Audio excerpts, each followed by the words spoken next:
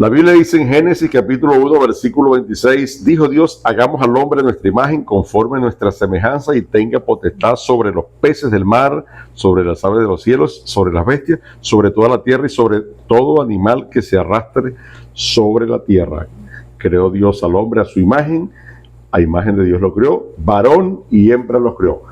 Dice la Biblia, eso contradice absolutamente la teoría evolucionista. Estamos con el reverendo Sergio Arajo, que dice, Sergio, esto dice que creó Dios a su imagen y a su semejanza. ¿Somos creados por Dios, Sergio? ¿Dónde queda la teoría científica de los evolucionistas que se cansan que hasta se mofan de este texto bíblico, lo tienen como obsoleto, como radical, como algo de fanatismo? Bueno, en primer lugar, estamos hablando del Génesis, que en un solo versículo te habla de la creación del hombre. Nosotros nos reventamos en libros y libros para estudiar de dónde viene el hombre, la vida incluso. Charles Darwin, el que inicia la teoría de la evolución, dice, bueno, deben haber millones y millones y millones de fósiles enterrados donde aparecen las transiciones o eslabones perdidos. Y resulta que eso no está, no hay tal cosa como eslabones perdidos. Es decir, un pájaro medio pájaro y medio reptil, un mamífero medio reptil y medio mamífero. Deben estar las transiciones, pero no están. Solamente hay seres o ya extinguidos, especies extinguidas o especies actuales. ¿Y por qué? Bueno, simplemente nos parece porque no existen. La Escritura dice que le hizo especie por especie. Cuando llega el hombre, es tan sencillo eso, muy escueto, muy parco. Es como si el Señor dijera, mira chicos, no te voy a poder explicar todo el proceso de la creación de la vida, porque no estás preparado para eso. No es la sociedad actual que conoce la genética, ¿verdad? Por cierto, la genética, las leyes básicas de la genética fueron descubiertas por un tipo que creía en Dios, Mendel.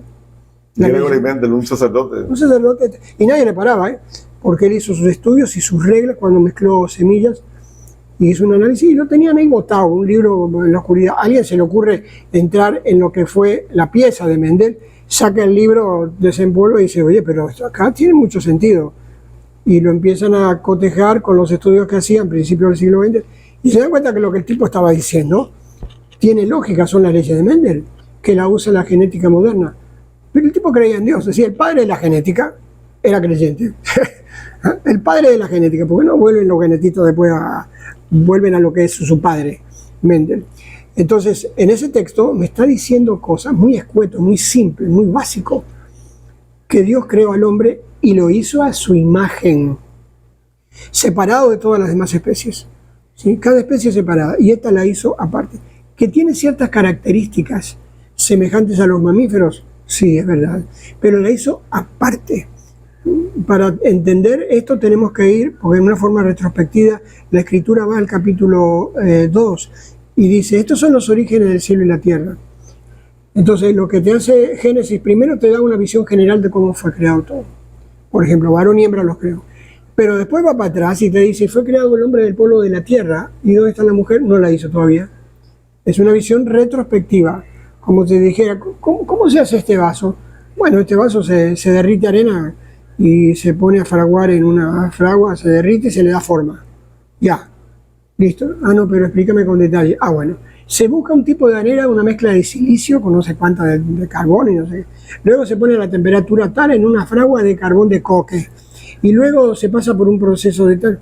Ah, ya me está dando datos de algo que primero fue general y ahora es específico. Entonces la escritura es Génesis 1, 26 y 27 es algo general. Lo primero es que fue hecho a imagen de Dios. ¿Qué quiere decir a imagen de Dios? En forma global y general. ¿Qué quiere decir? Le pregunto. Dígalo.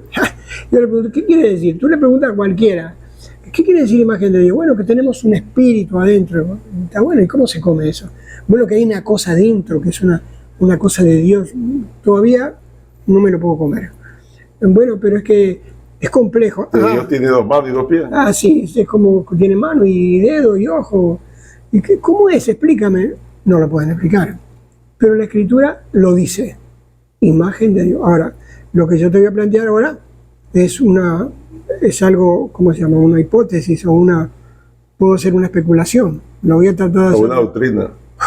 No quiero decir doctrina, pero no está esto lo que les voy a decir, pero me parece que la imagen de Dios más adelante. Yo tengo una imagen de arriba, que es la imagen de Dios, una imagen de abajo, que es la imagen de la tierra, y una imagen de la mujer, es una imagen de adentro mío.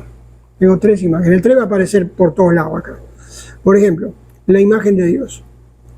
Dios tiene 3 cualidades: la libertad, la personalidad y la creatividad.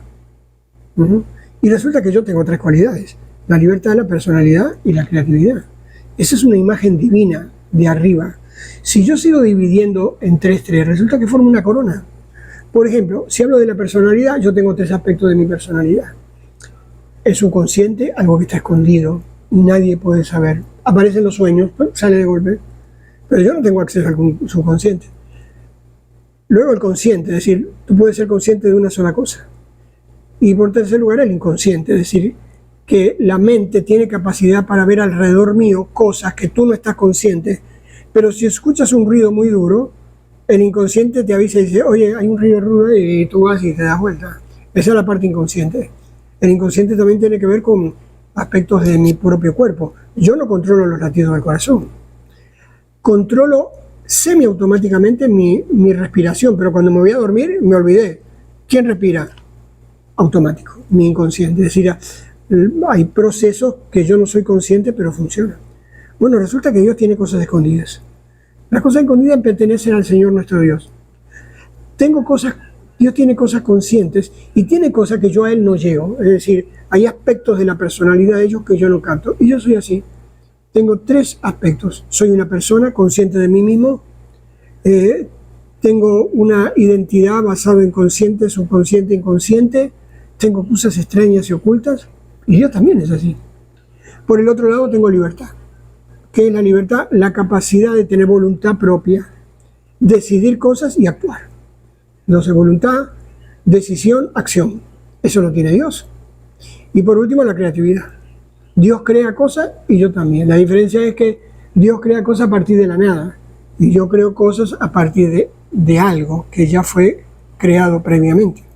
Entonces, vamos por ejemplo a la creatividad. 3 cosas que tenemos nosotros y que también la tiene Dios, pero mucho más grande. Primero, tengo una percepción. La percepción es lo que me permite ver más allá de las evidencias y de los hechos. Me lleva a la creación de cosas. Tengo memoria, recuerdo. ¿Qué puedo recordar? Mucho. ¿Qué recuerda Dios? Todo. Y por último, tengo un lenguaje. Me puedo comunicar y transmitir cosas, valores y conceptos y aprendizajes. Dios también tiene un lenguaje. Se puede decir que entonces alguien dijo, dioses soy, nosotros somos diosesitos.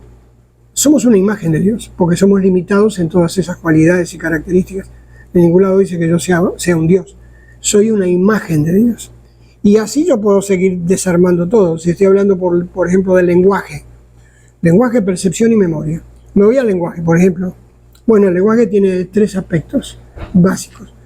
Una articulación que me permite con una cierta limitada cantidad de sonidos comunicar todo, lo que llamamos alfabeto. Todos los idiomas del mundo tienen un alfabeto. Estén escritos o no.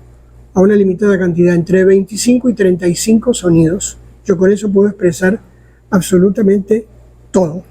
Luego tiene productividad, porque yo te hablo y yo produzco en ti ira, rabia, alegría, felicidad, a través del lenguaje. Y por último me puedo desplazar. ¿Desplazar cómo? Si yo digo, ayer fui a mi casa.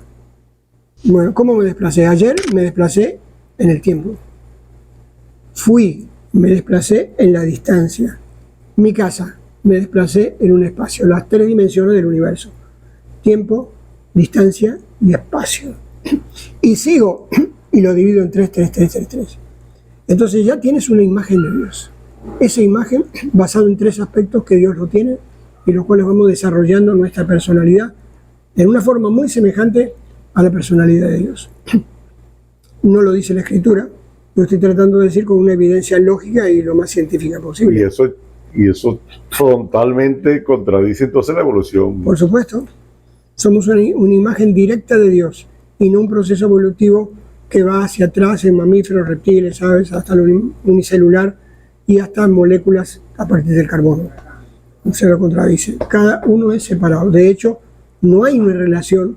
Bueno, no hay tiempo ahora para eso, pero muchos genetistas se dan cuenta que las relaciones por ejemplo, entre reptiles y mamíferos, a veces deberían ser muy cercanas, a veces son más un mamífero o un reptil con un ave, y no debería serlo, y aparecen relaciones genéticas más cercanas, pero no es el momento de hablar de eso. ¿Y por qué? Porque cada especie es diferente, aunque tenemos un origen común, somos compuestos del carbono, eso sí. Tenemos 4 elementos que son de la Tierra, que son básicos: nitrógeno, hidrógeno, carbono y oxígeno. Y toda la vida como la conocemos tiene un elemento fundamental, que es el carbono. Si no hay carbono, no hay vida. Como la conocemos nosotros, no hay.